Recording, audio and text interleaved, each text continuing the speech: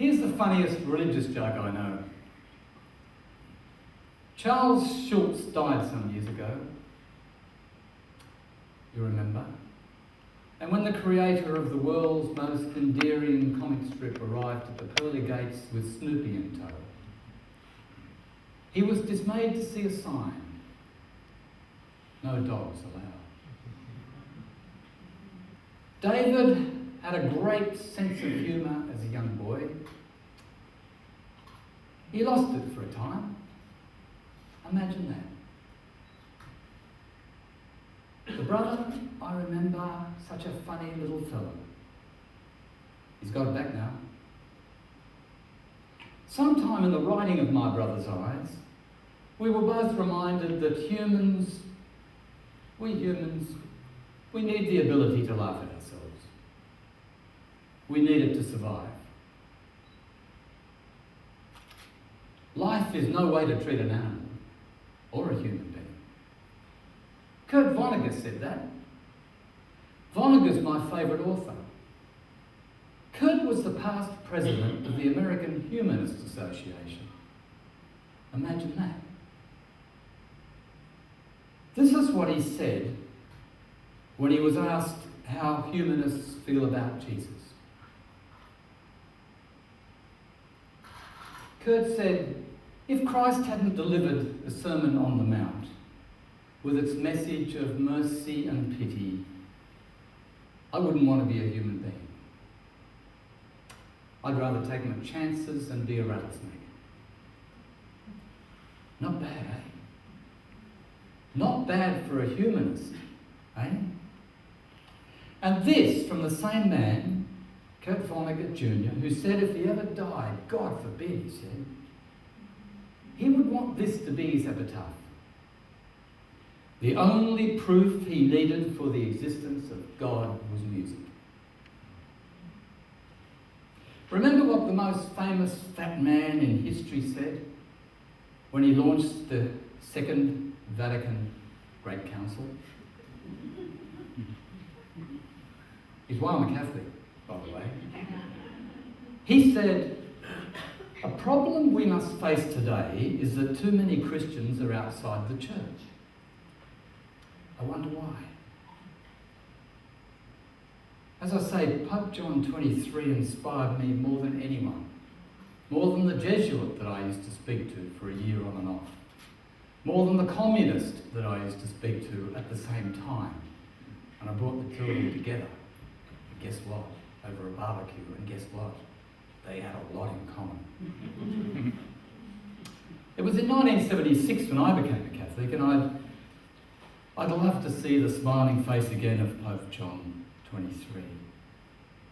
Because I'd like to share with him my feeling that today, I confess, I'm a Catholic. I thirst for the Eucharist. I pray. I try to love my neighbour. But I do it all in spite of the church. I'd like to say that to John 23 because I think he'd understand. One of Vonnegut the humanist's books concludes with the figure of a very old man appearing from behind swirling clouds and gazing upon a people desperate for a message about how to get through life. Desperate people. This stand-in for God leaves them a little short-suited when all he says is, be kind to each other. Of course, it wasn't for the first time. Vonnegut pinched that.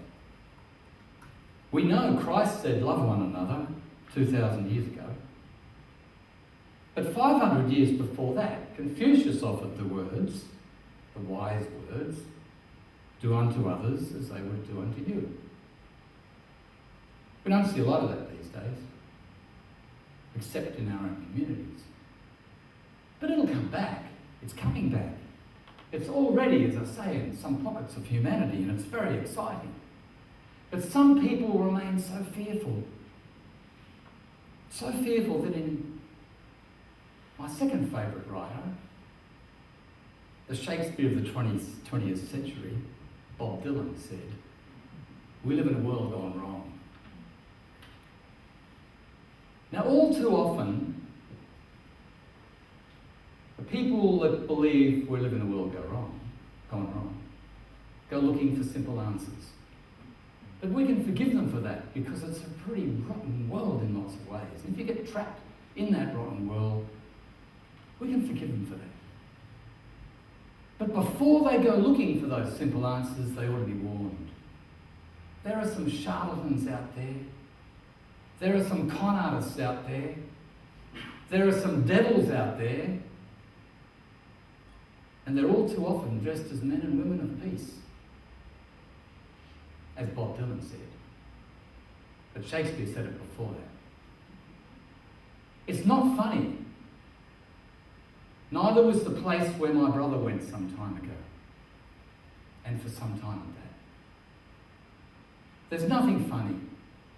There's absolutely nothing of any human value about destructive cults. Not in my experience. Not through my eyes. When I think of what my brother went through. Destructive cults are very dangerous places for us human beings to find ourselves. You wouldn't want to know it. Losing your mind, your family and your friends and your money, living in fear, that's no recommendation. We can assure you. But I know you have a question. I'll ask it for you. Why would anyone dream of joining such a destructive organisation? This is what Jenny Mills said of Jim Jones' People's Tentacle.